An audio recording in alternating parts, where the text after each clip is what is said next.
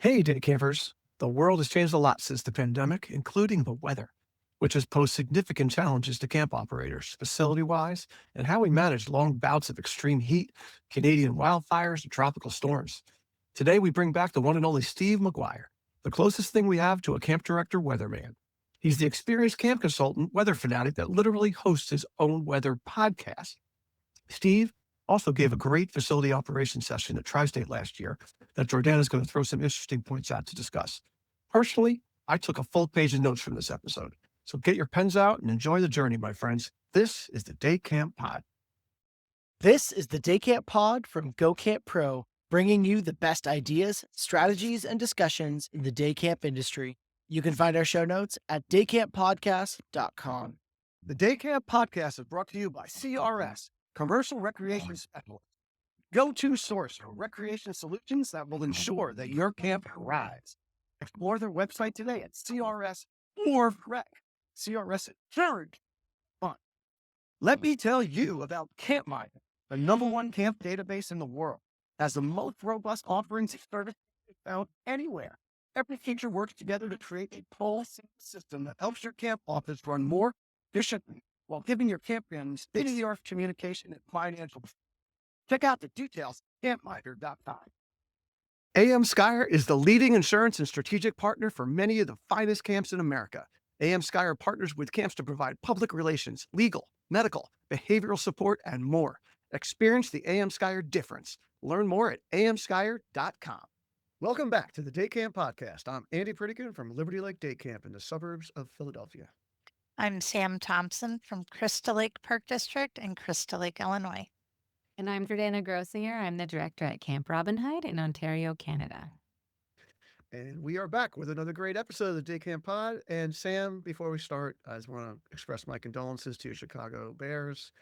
They gave me a good solid month of amazing football. What was the statistics? They were down, was it 5 times or 7 times by 10 points in Yeah. the last 2 minutes? And then came back and won. Yeah, they were nail Oh, biters the crap. whole season. Oh, You could actually sleep until the last 2 minutes and then watch the game well, because if you the sleep, you action was wouldn't at the appreciate it end. as much. That's true. Oh boy. So we have back for a second time Steve Maguire from up there in Massachusetts, our friend, the school teacher, meteorologist, staff trainer guy. And Steve, how is the meteorology podcast going? Great. So the name of the podcast is called Obsessed with the Weather. First of all, thanks for having me back. I'm psyched to be here. So the podcast is called Obsessed with the Weather. I just dropped the 228th episode. Let's see, as well, I mean, it's over 5 years, so it's not that impressive. It was last week, I actually interviewed a guy that owns a local surf shop. And so that was kind of awesome. And he talked all about surfing and the weather here and all those fun things. But I usually do a hyper local weekly updated forecast for where I am in southern New England. I'm about 45 minutes southeast of Boston, right on the ocean in Situate, Massachusetts. And so I do that episode once a week, try to incorporate my kids when I can. It's like 10 minutes long, and it just gives like the hyper local forecast about the 7 days coming up and all those things. But yeah, it's been awesome. I love it. It's another venue. I'm definitely going to, I've gotten really into cycling in the last 5 years. And so there's definitely some branches for like obsessed with cycling, obsessed with the weather. The key word there is obsessed. It's definitely, we were joking before we started, but I definitely have anything worth doing is worth overdoing personality. And so, yeah, it's going to branch out. Like it's going to become a thing, more of a thing. So, So if anybody's watching on YouTube, they would see a very clean shaven Steve Maguire. yes, that's I correct. was telling him he looks like an astronaut right now. Looks like Neil Armstrong. But the last time that I saw Steve in person, he was like full homeless man looking with this crazy beard and long hair, and he explained that the reason why he was doing it was because he was cycling outdoors in the winter in New England, and Right. it was cutting down the facial abrasions, which is Yes. fascinating. Yeah. But I'm inside now. We actually have gotten, speaking of the weather, we've gotten December was our coldest December since 2017 here in southern New England. Yes. And so we have snow on the ground today. We got about 5 inches last night. And so, yeah, I'm be inside for a while. Yeah, But anyway, and we're so experiencing similar down here in New Jersey, and we saw what was happening in Chicago last Yep. night, and yeah, Diana's in Canada, so shoot, she's disqualified. Whole lot of snow up here. yes, good. Oh, it's gonna get super cold next week. I don't know if you know or not, but like they're talking historical cold this weekend. Oh All right. boy. I was gonna say go skiing, but Enough. I am not skiing in that. We're stopping. I'm cutting all this conversation about cold. We're flipping it to heat. We're flipping it to heat. So Steve, this is this is sort of a two-part kind of. It's one episode, two parts. First part's going to be about the weather. Second part's going to be about operational facilities and such like that. Okay, Great. both of which Steve has great expertise in. So, Steve, it's been increasingly difficult for us to run our day camps in the last 5, 6, 7 years. It's just getting hotter every single day, right? It feels like, we've had more days, in the high 90s, pushing 100 than ever before. Yeah. And earlier in the summer, interestingly, it seems to me that June and July have been getting hotter than August, which never used to happen in my younger years, Right. coupled with the tropical storms. So now when you say rain, it's not just liquid sunshine. It's Right. 20, 30, 40, 50-mile-an-hour winds. And Right. we've been replacing our tents one by one. Our 2-inch pipe tents can't hack it anymore. And we have to have much more sturdier things that can withstand, 40, 50, 60-mile-an-hour winds in order to be safe. Yeah, I mean, in my last 20 years, I've had, we got tornadoes, we got eclipses, we got earthquakes, we got everything going on, Steve. But we're sitting here saying we got to keep the kids safe, Right. and we're dealing with extreme weather situations. So I'm just curious, am I crazy, or is this No, reality? it's definitely a thing. I think part of it that people don't. So there's so many avenues I could go right now, but I'll just start with the basics of like there's a number called the dew point number, and when I present this to camps, that's one of the first things I talk about. In that every camp at the beginning of every day, it should either be printed or talked about in an admin meeting or whatever. But you should always start with the weather. And I'm amazed. I have current clients, I have new clients, I have people that don't talk about the weather, and I talk about obsessively. So I'm hoping people will meet somewhere in the middle, but you should be talking about the weather every day. And the number that you start with is the dew point number. And so the dew point, the quick version of the dew point is it's how heavy the air feels. So the dew point number you want to shoot for is if you have a dew point temperature over 60 degrees, that means that you basically sweat faster and the air starts to feel heavier. And when the number is below 60, you can still be hot, but you can get away with more active time periods for kids. You don't have to have everybody doing a water activity in the afternoon session, like all those pieces. But I think starting with the dew point number is incredibly important. And yes, that number has been in the 60s, in the low 70s at times, particularly here where we are in southern New England, but where you folks are located also. And so when that number gets in the 70s, it's literally the tropical range is how it's like near 60s considered uncomfortable, mid 60s is extremely uncomfortable, and 70s is tropical. And when you get to that point, your body you can stand there and sweat. You don't even have to move. So then when you try to add, field activities or activities away from water or what, and you're expecting kids to be like, this is fun. It's totally unrealistic. That's one piece. The other thing that I talk about, we're going to talk about this in the second part too, but one of the biggest things that I see with so many places, and you just talked about tents, is lack of shade, or at least the lack of opportunity for shade. So a perfect example, a couple of years ago, I get asked to do a observation for a client. I'll explain what those are when we get into the second half, but I'm observing a camp, beautiful space, like huge, like just incredible. They were on a private school campus and they were in their day camp there. They had just this amazing open space. And this was middle of the summer, but no opportunities for shade, no tents, no trees, like nothing. So they want kids to go out and they're like, be excited about playing wiffle ball at 1:30. And I'm like, there's no joy in that. Like, that's not fun at all. So I think you start with knowing what the dew point is and knowing how quickly kids are going to sweat, and also knowing where your shaded opportunities are. But you're not making it up. It's definitely getting warmer. It's getting more humid than it is actually. I mean, the temperature is increasing, but we're actually increasing in humidity and dew point also. So yes. Interesting. In regard to the shade thing, I totally understand what you're saying. And my camp has some shade. Right. Yet, if you don't manage and coach the counselors well enough, they're not taking advantage of it. No, They at will all. just decide to go play duck, duck, goose in the middle of Correct. the roasting sun when they could be under Correct. the tree over there. It's incredible. It's like it's a 2 and 2 equals 4 thing that they're just not getting so much. And I have to implore my middle management to really micromanage that. Yes. And so it's a general life skill. And I work with this generation of kids every day, so I can talk about this. There are just a lot of kids that struggle with just generally reading the room. And so we do have to hand prompt them, for lack of a better term. Like, you got to hold their hand on these things until they learn of that, exactly what you're saying. Okay, half the group is staring in the sun. Like, what do you like? Just move over 5 feet. It's eliminated. So you have to help them with those really basic life skills, unfortunately. But that's whatever. I mean, they're still awesome, but that's going to have to be part of the job. You're right about your middle management team. Well, I think it used to be like a common sense piece, and now it's Yes. something we need to train to it. And I think shade is so tricky in some spots because we used to also have a lot of trees, and a lot of places still do have all that tree coverage.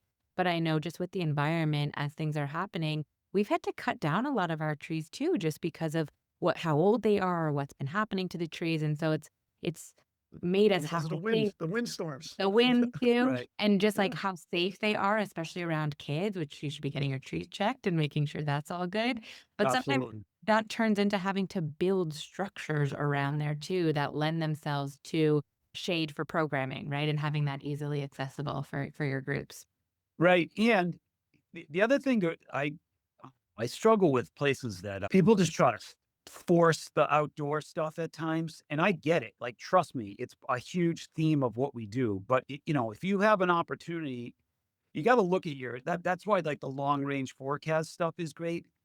You can process, okay, here's the 5-day a week. 3 of these days we should absolutely be outside. And we'll say we're not talking about rain as a factor. So we'll say 3 of those days, dew points in the low 50s. It's going to be nice enough. We're going to try to be outside. 2 of those days, hey, it's going to be super humid, really hot. So, all right, we're going to change what the schedule looks like and where things are going to be. And people are, I know, like, you're trying to get as much bang for your buck with your kids, and you get parent pushback. If I didn't sign my kid up to be inside, but you also want it to be fun. Like, there's just no joy in being super hot. Like, I guess, the older I get, the more comfortable I enjoy being. I don't know. It's an age thing, but also I think kids are kind of the same way, that you don't want to be miserable either. We have one site that does not have air conditioning. And so it's even worse in there, even with the huge tornado type fans and all that. The shade outside is much better than the shade inside. Right. But with that being said, air quality has come up now. 2 years ago, Canada sent all that nice fire smog our way. Thank you very much. Sorry. But then the asthma kicked in, and some of, Right. we had to give refunds for people who had asthma. We had to get inside as much as we could. Do you see that like happening more and more nowadays? Well, it Kind of certainly stuff? did. Yeah, it certainly did over the last 3 or 4 years. You're right. And honestly though, that is an anomaly. I mean, again, it's happened the last couple of years, but it is it is an anomaly. But it's also something that I've had clients that, as they're going along, even in their preseason, again, dinosaur term here, but their preseason paperwork. I know it's it's all digital now, but their preseason reach out of, about refunds and about health stuff and those types of things, that they've actually had to preemptively address, like, hey, this is a possibility and we want to make sure you're aware of it. And this is our policy surrounding that. They've had to incorporate different policy in regard to, customer service is a whole other topic, but they've had to, but to answer the quick version of your answer is yes, it's a thing. And I've had clients that have actually had to incorporate it in their early paperwork to families. Yeah, I Yeah, mean, I think communicating better would be good. yeah, Yes. I think that's sort of what I want to hit on for the last that we talk about this aspect of things is how can camps be more proactive than reactive? So yes, the customer service aspect with the parents, sure. How about with our staff? I feel like we're hiring staff, and the next thing you know, they're in boot camp in Mississippi. Like that's what it feels like, you know. Right. Right. And these are generally like, I'm grabbing these guys that have probably spent most of their free time playing video games, and Right. now they're outdoors. What are your thoughts on that? Well, I think part of it, I've always said this about all hiring, is that you're trying to paint the most realistic picture of what a kid's day is actually going to look like. And that also goes back to, with me, to simple resume stuff and asking questions of, how much time do you spend outside? So if I get a kid that I know runs outdoor track in the spring and runs cross country in the fall, like I know they're outside and they're running in heat and this is not them being outside is not going to be new to them. But if again, I might have a great candidate, but if it doesn't look like they do much outside activity, I, I'm still going to paint the picture to the other kid, to the track kid, of what a day at camp looks like. But I'm going to be very clear to make sure that, we're outside, we're in the heat, we are in the elements a lot. How do you, that's an interview question. Tell me, tell me your experience with being outside in your childhood and what it's like for you being in the heat and what do you do? What have you been doing most of your summers growing up? Like where we are, we're on the beach, right? So we're a beach town. We have 9 beaches in my town. Our kids, most of the kids they grew up with, all of them spend the summer on the beach and they're outside all the time. And so that we know the type of kid that work at our day camp and our recreation departments that I do trainings with, we know the type of kid we're going to get. That's unique. That is definitely unique. No, absolutely. But also, and you have kids that complain about his stuff. Absolutely. Like everybody, every place I go does. But, and I use this in training and it's obviously tongue in cheek, but I always tell kids like, just so you know, it's been hot here in the summer for like 40,000 years and it's not going to be hot this summer. So we want to make sure you're prepared for what that looks like. The toughest part, Andy, and you know this, is you can say all these great things and paint all these pictures and ask all these questions, but then what is it like when you're on the ground? It's almost like if you could plan your training days better, you'd want to pick a day that's unbelievably uncomfortable if you could, Yeah, no, I love when training days when it rains. I love that. or it is Definitely. wicked hot, like. Yeah, well, So, yeah, I don't want to quitting before the first day of camp. no, I Yes, know. I hear what you're saying. I mean, one thing I tell my staff, I tell them, like a couple weeks before camp starts or before orientation training starts, like when they're out of college and stuff like that, I'm like, go outside. Go Yes. outside for a few Yeah. hours every single day. Start getting conditioned. Start getting used to it, right? You can't Right. go from being a completely indoor person to then jumping into camp. Like that first week is gonna hit you like a 2x4. Right. And then I say the same thing to the campers. They're the same thing, right? Most of these kids Yeah. are indoor people. Yes. They're not used to it also. I mean, I have a almost 100% outdoor camp. So I have no choice except Right. to deal with it, and you have to be a special kind of kid or counselor to be able to persevere these hot days, plain and simple. Right. I had a counselor who was majoring in kinesiology, and he came back the second year and he was like, we should be giving the counselors salt packets, like some kind of thing. Like the fact is, we can't drink enough water on these Right. days to Right. really satisfy. They need electrolytes, they need salt back in their bodies. And I started buying some of those things. I started buying Yeah. liquid IVs and stuff like that to put in their water bottles. What are your thoughts on that? I remember So- having to take those when we were a kid at camp. I Really? remember having all the campers having to So- take salt pills. Yeah, this is absent. Oh man, here we go. This is another topic we could talk about forever. Oh, and I'm not supporting any brand or anything else, but are you familiar with what Element is? Yeah. Okay, so Element is that's the first thing I start my day with every day because of the level of sodium in it. And again, a whole other topic, but a lot of us grew up with salt is bad. It's actually the opposite. and the sodium intake is huge. And so I absolutely agree with it, particularly with your staff. As you know, it can be, it's not cheap, but there's versions of it that are out there that are very good. Yeah, and you don't even need that. Yeah, you don't even No, need element. no, I was listening to the Huberman Lab, and he was saying that everybody phenomenal. should start your day off drinking 30 ounces of salt water. Yes, yes, I know. Yeah, I agree. So at least you get ahead of the game. Yeah, and let me tell you, I was doing that on the hot days. I felt amazing. And it's Yes. because of that. Does make a It really difference, helps. the electrolytes. The Day Camp Podcast is brought to you by CRS, Commercial Recreation Specialist, your go-to resource for the latest programming and recreation solutions to help your campers thrive. Check out the all-new Water Tag, where campers suit up in special vests to blast away with high-powered water launchers for the ultimate splash battle. Rev up the fun with new Pump Tracks, a modular, easy-to-install bike course that brings the need for speed to any camp setting. And when it's time to cool down, Flex Shade delivers stylish, innovative shade with maximum coverage and minimal impact on your site. CRS offers prefabricated cabins, pavilions, and restroom buildings, everything you need to create a better camper experience. For more info, visit crs4rec.com. That's CRS, the number 4, RECK.com. CRS is serious about fun. For over 100 years, summer camps have been an integral part of the AM Skyer world. Today, AM Skyer is a strategic partner for summer camps across the country, building personal relationships and providing valuable resources to their clients and friends. Every day, AM Skyer is proud to support camps and help make them safer. AM Skyer was founded by Abe Skyer in 1920 and is now in the third generation of Skyer family leadership. Henry, Jeffrey, Amy, and the experienced AM Skyer staff eat, sleep, and breathe summer camp, in addition to fostering partnerships with camps that last for decades. Give AM Skyer the opportunity to find solutions for your most challenging insurance needs. They go above and beyond. Trust me, I know. Learn more at amskyer.com.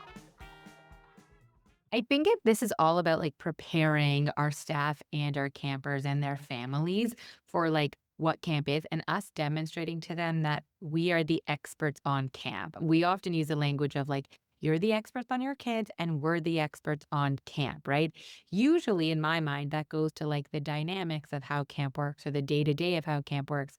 But I think this is illuminating for all of us and our listeners that like the weather is a key component of that, right? Like priming our community to say, hey, before you leave from camp, it might be a good idea to load up on the electrolytes in the morning or like fill your water bottles with this. We'll tell families to send an ice pack, not just for the food, but sometimes for their kids to just like have Right. as in the backpack ready to go for them. And I think we shouldn't lose sight that it's important to do that for staff as well and be Totally. able to kind of like get ahead of that. And that's that proactive approach. But even things like this, like I'm not judging this. I hope I'm not describing you folks at all. But I have so many clients that the only staff shirt they give folks are these cotton, like you can't do it anymore. Like you can't. I mean, listen, I get it; it's way cheaper, but you got to include sportswear type stuff that is more sweat absorbent and keeps you cooler. I still have so many clients that are like, here's your cotton t-shirt. And then like 15 minutes into the day, people have sweat through it. That's first of all, it's gross. And second of all, it's like, it's not healthy. Like by the end of the day, it's not comfortable. You're like, it's awful. So, I mean, you got to think about again, I keep using the term obsessed with the weather because I am, but it literally dictates everything you do at camp. I can't think of one activity we do at camp that the weather does not impact. Even if it's like you have a movie theater, like you still have to somehow condition that air, So it's all that. And socks are huge in regards to the quality of sock and the type of sock you have. Again, your feet are sweating through the day. And again, gross, but also uncomfortable and unsafe sometimes. So just another thing to think about when we go to put together our staff t-shirts and what we're giving them as well. Finish your sock thought. So what's the recommendation? So they make not neoprene, but they make synthetic fiber socks that are awesome so I use and always have used CEP compression socks when I work out, but I wear them every day also. and it's a blood flow thing for your legs, which is awesome. It's an age thing for me. Most 20-year-olds don't need it, but if it's not made of straight cotton fiber or anything like a mix of cotton, it's going to be more wicking and keep sweat away from your body and cool you off faster. So, yeah, I would definitely recommend doing that for staff. Or at least tell them to get those if they can. What about hats? Not just for people with a lack of hair on their head, but about keeping them cool. Yep. So trucker hats are Shade great, before. trucker hats are great, or a version of those because they're old school but they're totally trending back. The vent in the back is amazing, but also you can get synthetic fiber hats as well, which are they don't have as tall of they have a great brim, but they don't have as tall of a crown, but they're still perfect for sun shading, and they are way better in sweat than a standard like baseball hat would be. Right. I get pushback sometimes. People, oh, wearing a hat is hot, but keeping your face from getting sunburn is worse. Yeah, but if you have a good venting system or it's made of the right stuff, it's actually people work out with them intentionally. It's so funny with we used to have a rule at camp that you had to wear your hats, but then our middle management turns into like policing the hat thing instead of focusing on some other things that were priority. So we had to make a decision as a leadership team, like, okay, like how hard are we going on the hats? And like, how can we do it in different ways to motivate or encourage them to do it? I think the trends piece is a real thing. Like, it really does impact culture when you're trying to get them to do things, but they're like, no, it's trendy to wear like a full oversized sweatshirt. And you're like, it is 1,000,000,000 degrees. Like, take the sweatshirt off. We cannot keep wearing this. But I know for us, like we chose to invest in gifting staff hats too, because to be honest, a lot of our staff didn't even have hats because they're like, I don't have my own hat because it's not important to me, or I know I'm not going to put myself in the sun for too long. But we're like, no, it's your job to be in the sun all day. If us getting you a cooler dad hat that you will likely wear, that's what we're going to do for you. And that's what we're doing. Right. I have a client that this is kind of awesome. I can forward you guys this. They have a solar powered UV rating system. It's literally like a pole that has a solar panel, and the number of the UV index pops up per the amount of solar radiation that the solar panel processes. And then attached to that is a sunscreen dispenser. Nice. Fascinating. And they have like 5 of them all over camp. They're marginally expensive, as you would expect. Yeah. However, you can get them branded in your colors, and they are fabulous. Maybe you guys can throw those in the show notes when they send you that. But they're fabulous. Our insurance group requires that we wear hats with a brim so they can see out onto the lake, so they can see the kids from a distance. They either have to have sunglasses on or the brim hat. Okay. You're talking about So lead for a birds while, or anybody. any of the counselors and anybody supervising the counselors that might need, and the guards, of course. But we were providing sunglasses. This year we're going to the hats because they actually wanted them. Like you said, it's popular to wear them now. That's awesome. We made a version of a Liberty Lake bucket hat a couple of years ago and sold them for basically cost. And man, people bought those things up like there was nobody's business. Trendy, Andy. So trendy. Yeah, it was trendy. Yes. All right, Steve, one last thing. Where can camps be more proactive than reactive on the weather?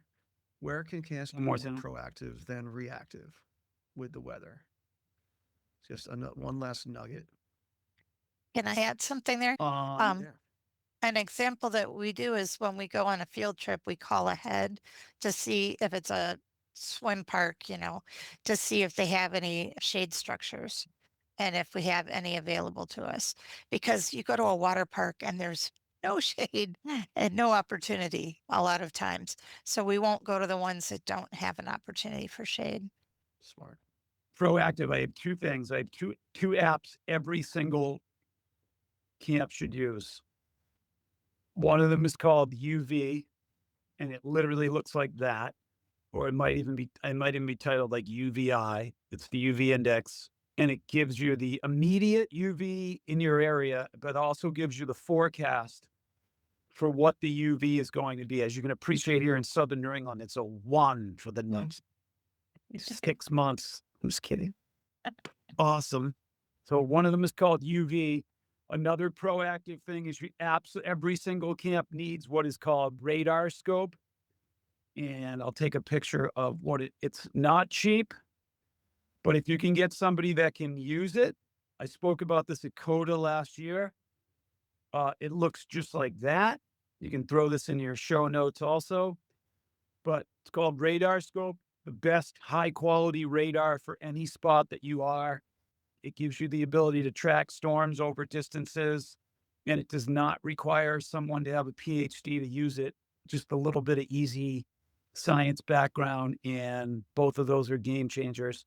I think the third thing, as I said earlier, is you need to have 2 or 3 people that are your weather team, and they are in charge of making sure everybody that's decision makers knows what the weather's going to be. If there's 0% chance of thunderstorms and it's going to be 75 and sunny, awesome. Let everybody know that. So when I can't make this up. I had a client pull everybody off the lake last year because the like UPS truck sound when it goes, but you know what I'm talking about? Like they're like, it's thundering. So they pulled everyone off the lake. I'm like, so the director told me the story because she was like, this is embarrassing. And, but that no one had talked about it. Like there's not a cloud in the sky.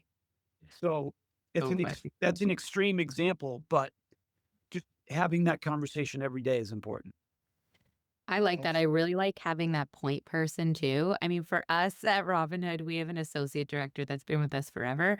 Sometimes we joke that it's his hip and his knee that is our radar of like what real thing. But this just adds another level because there's times where it just swoops in so quickly and then leaves so quickly. Yeah. And I think we have to train to those moments too. Like what's a hunker down situation and what's a like, okay, it's raining a little bit. But also, I think our old mindset was always rain, rain, rain, rain, rain, and thunderstorm. I think we have to broaden that, like the heat, the UV, like those need to be things on our radar, on our morning meeting boards with admin, like you're saying. And those are great recommendations. So I have a client in the DC area, lots of weather, lots of wild weather. They're open. So they have the luxury of so staff of probably about 100. They do a pre-meeting meeting every morning with their staff, and they have this 100-inch TV up on the wall, and they start their meeting. Somebody builds a Google slide presentation beforehand, and then that's the opening slide they start with every day. Here's expected weather, here's a dew point, here's a UVI.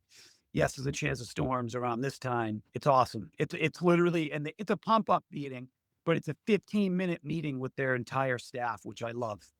It's nothing super creative.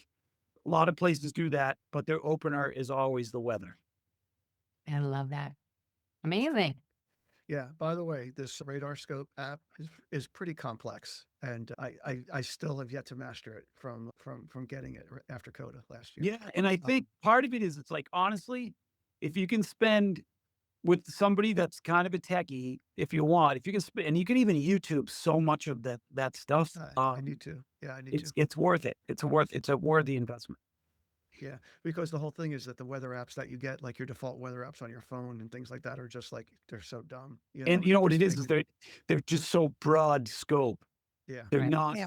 hyper local, which is what you need. 30% chance of rain. If it's Right. cloudy, great. We Awesome. just started with Perry Weather last year. That Awesome. is supposed to do our exact location because out of Chicago, we were getting Chicago weather and we're an hour north. It's completely different. So Yeah, I that's know more them. They're helpful. tremendous. They're tremendous.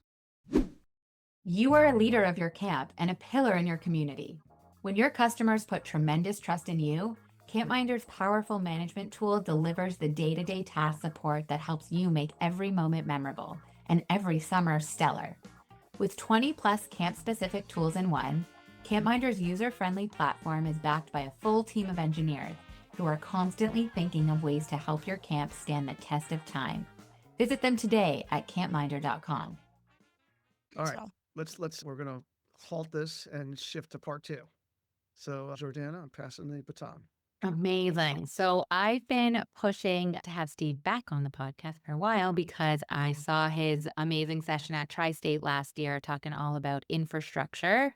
And it really kind of gave me some stuff to take back to our team to really discuss and get everyone on the same page about how we view camp and how the leaders in our setting can keep their eyes open to certain things that maybe they weren't super paying attention to before, or we thought they were paying attention to, and in reality, they actually weren't going after those things. So we talked a lot about infrastructure in that session. And I think going in, it was like infrastructure, yeah, buildings around camp and like what our camp setup looks like. But I'd love to dig in with you, Steve, a little bit more about what infrastructure really means in the camp setting beyond the buildings. So I guess I'll start with that and pass it on to you.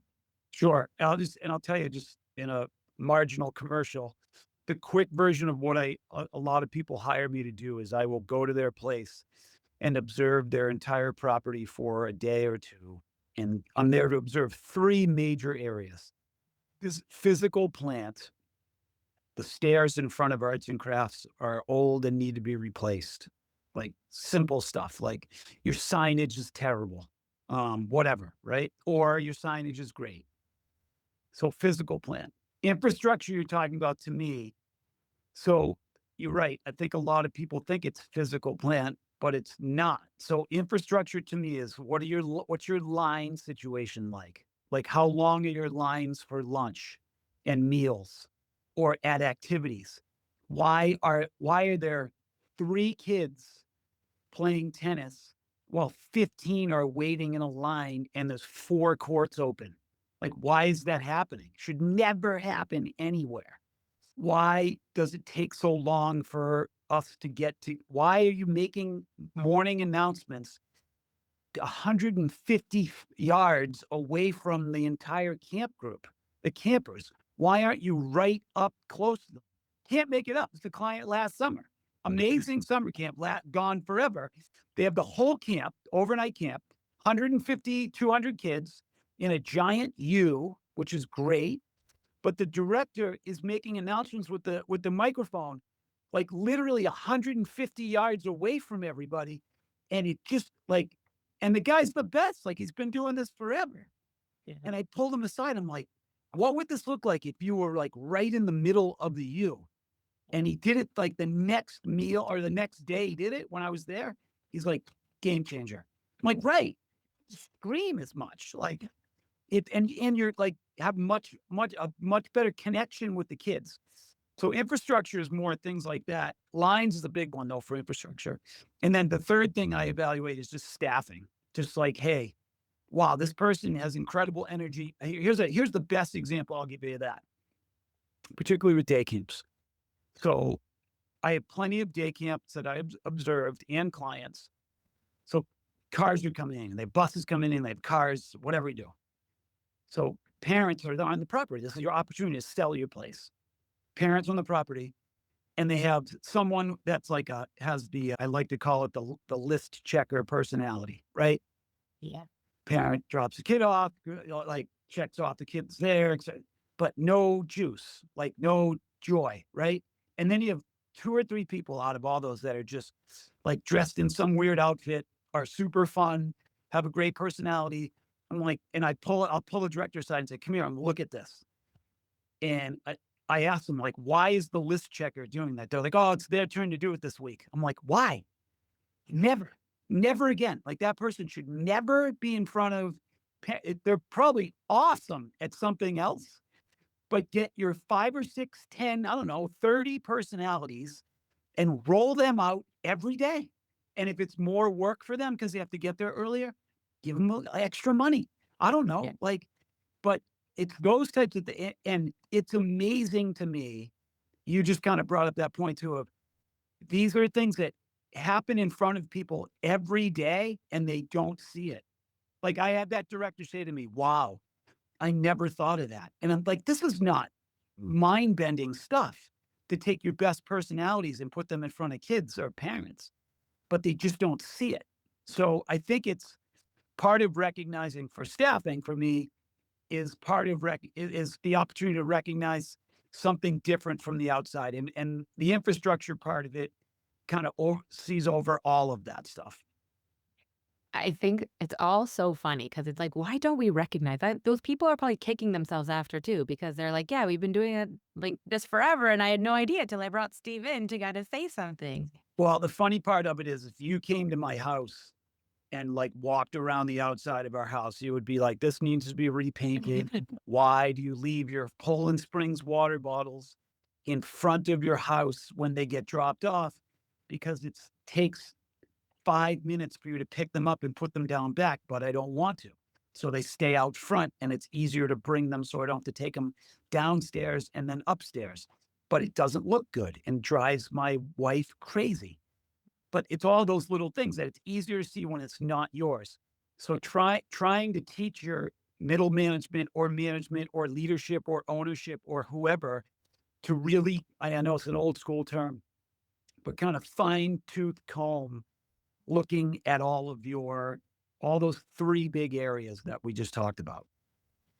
Yeah, I mean, we've talked a little bit in recent episodes just about evaluating and reevaluating systems. Like, I'm a huge systems girl at camp and like love leading the charge on that, but it's not for everyone. And some people have a harder time with that than others.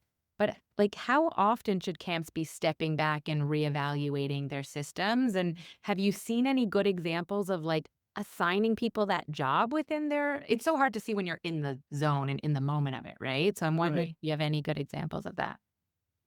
So I always love to use the oil and water analogy, and I actually have some clients that have made their own and they use it all the time. So what you just described is if you took a 2-liter bottle of olive oil, half of it's olive oil, half of it's water, and you put it on the table and you leave it there for half an hour, they always separate and you can easily tell which is oil and which is water.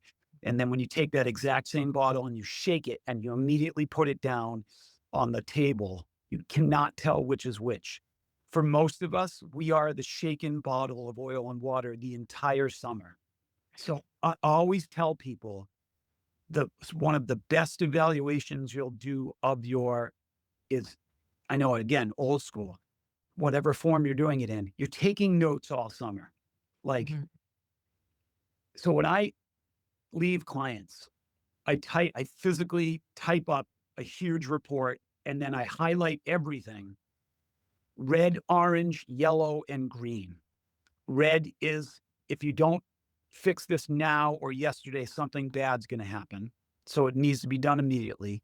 Yellow is this should be fixed, but isn't that concerning. Green is this is awesome. Keep doing this. And orange is, hey, this is a different way to think about this. Have you ever thought about doing it this way? I think you should do that. You should take notes as your summer goes along.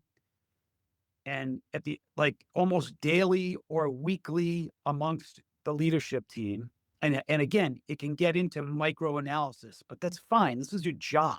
Like this is 58 days, 62 days, 46 days. I don't know, however long your summer is. Of 365. It's a big percentage and it's what people live off the rest of the year. I get it. At the same time, it's not 360 days of taking notes of, wow, we need to do this differently. So there's some thought time. But I think the best analysis comes in from mid-September on, in that September 15th to September 30th. Here's all the things we talked about. You're still fresh off the summer. You still have people close. And then you can have those discussions immediately about what happened, what the things that need to be fixed and changed as you go. I feel like if you let too much time go, here's what happens a lot of times, because people, and again, I mean this respectfully, a lot of people are generally lazy. So if you let too much time pass, if all of a sudden it's November and we're like, we should have done this differently, it'll be fine. You don't do anything about it. So if you can get that piece put together in that 15-day window, mid-September to the end of September, these are these things we have to fix now. So I'll give you a really good example. That same client I was with this summer that was too far away from this crowd, when I showed up on camp, I had no idea where their main office was. There was a sign there, But then they had this, like, what they thought was all of this, like these bushes and flowers and all. They were beautiful, but they were so big you couldn't see the main office. And I was like, you guys got to get rid. Like, this stuff's great, but you got to get rid of all of this because no one knows where the office is. And they had this is classic. A lot of day camps have this issue, and some overnight camps. All their Amazon packages were piled on the front porch. I'm like, this looks awful. Like, this is where clients are walking in the door. So they sent me, that was red for them, or kind of orange. So it was more to yellowish red. And so once camp ended, they sent me a picture. It was like cleared out. They had stonework laid down. Like, it was awesome.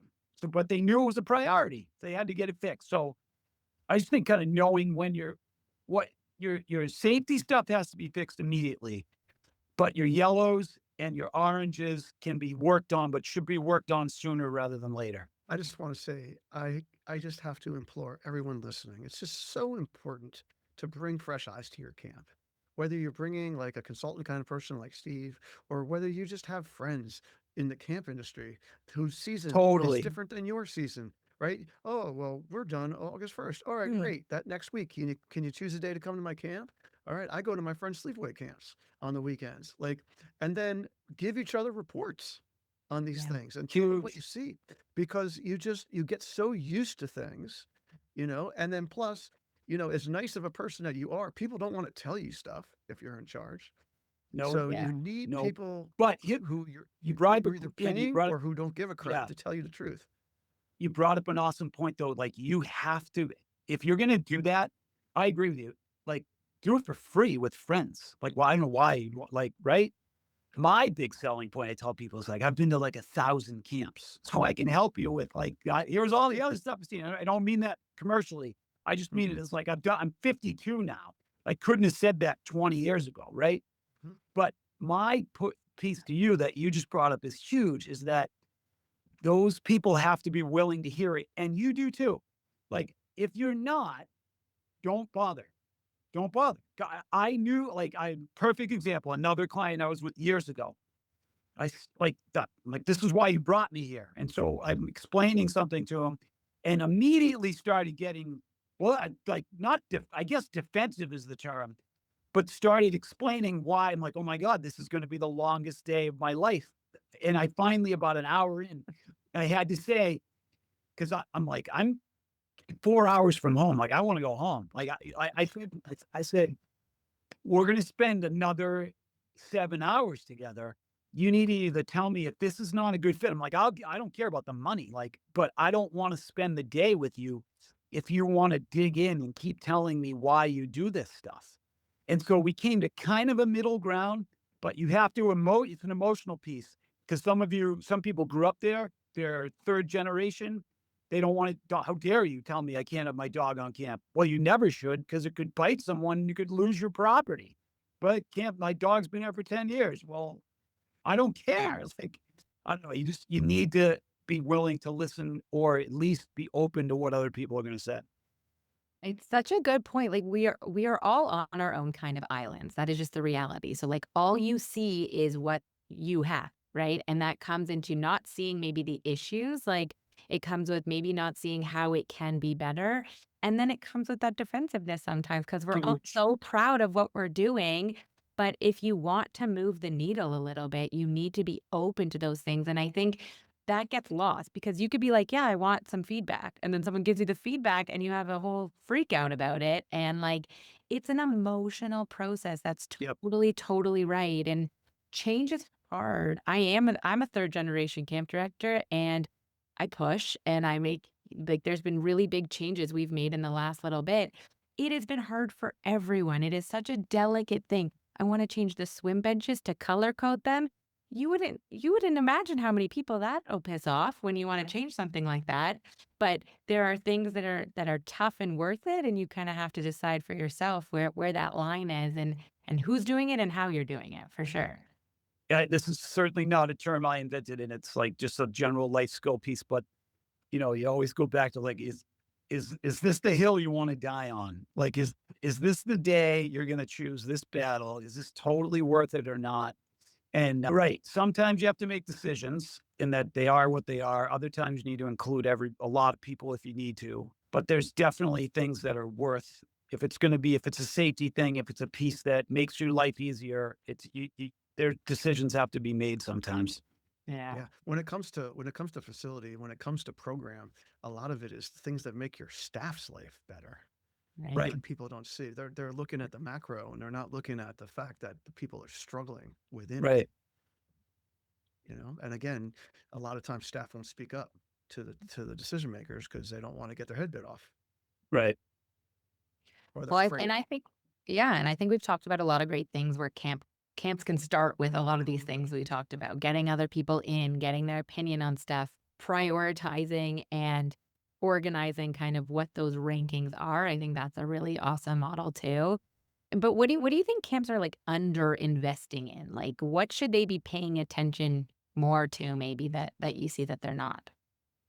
So to go back to our weather piece, obviously, like, knowing what's going on with the weather for the day. What do I think camps are under investing in? I would say from an infrastructure standpoint, I know I started with this. I would go back to general recognition of how many kids are participating in how many activities. I'll give you a good example. So right now at our middle school in our town, they changed the schedule. So now class sizes are way bigger than they had been, right? Which is always a big deal because you get less. If you're in a class of 30, you get less of an experience than when you're in a class of 15. So I think, and this is not a sexy answer to the question, but it goes back to my example of how many kids are participating. I always, part of my training stuff and part of my observation things are, I use the term, it's a simple term. It's the LOE of what's going on. What is the level of engagement? LOE, level of engagement. What is the level of engagement of the kids that are signed up for rock climbing, for archery, for whatever? Archery is a great example of places I go. Walk over the archery range, 3 targets. Great. Why do you have 10 kids sitting under the tent doing playing nothing, right? playing Uno? Why not get 7 targets? And people are like, wow, I never thought of that. And I'm like, awesome. I can't believe that. So like it's stuff like that where if I was going to hang my hat on anything, it would be how many, and again, it doesn't have to be literally rapid fire where you have kids coming up so much they're exhausted, but just where can you get more kids engaged? And then to Andy's point earlier, how can you teach a 20-year-old to recognize, oh, wow, I can get more kids doing this if I have another staff member with me that's participating. Another perfect example. My second son played tackle football for a year. And at one point, they had 9 coaches. And there was a whole group of kids that would be practicing, while there's a whole group of kids, the JV kids or whatever, that were not practicing, that would stand there for 90 minutes. And I finally thought that I eventually was like, why don't we take 5 of the 9 coaches and put them with the other kids and just throw the ball around, like at minimum, do something, right? So I think trying to increase level of engagement everywhere across the board. Again, you're not trying to run kids into the ground, but you're trying to get the best bang for your buck for making experiences worthy. I mean, what do people complain about Disney? The what? The lines. Lines. That's what people complain about. So if you're going to eliminate as much of that as possible, that would be probably the best place to start. I love Well, it. I think that is the perfect place to wrap this up. I think Yeah. LOE all the way, all summer long. So that's Great. really thank you. I love it. Yeah. Maximize your LOE. Yes. Sounds like a business class. The sort of is. Sort of is. Yeah. Very much so. All right. Well, thanks so much. I want to thank the GoCamp Pro team, Travis, Matt, and our editor, Rachel, the AM Skyer crew, Campminder, Camptivities, and commercial recreation specialists for sponsoring us and allowing us to bring the podcast to you. Check out the show notes from this and other episodes at daycamppodcast.com, as well as contact info for Steve Maguire and his Obsessed with the Weather podcast and anything else he wants to throw up there. All right. And of course, contact info for me, Sam, and Jordan. All right. So we'll be back in a couple of weeks with another episode of the Day Camp Pod. The Day Camp podcast is brought to you by GoCamp Pro and the GoCamp Pro Podcast Network. Find a podcast for camp professionals of every age and stage at gocamp.pro/podcast. Thanks for listening, friends. Hey, Camp Pros, we love that our industry is built on sharing. In order to foster that spirit, we hope that whenever you share an idea that you learned from the Camp Hacker podcast, conference, summer camp professionals group, or wherever else, that you're quick to give credit where credit is due.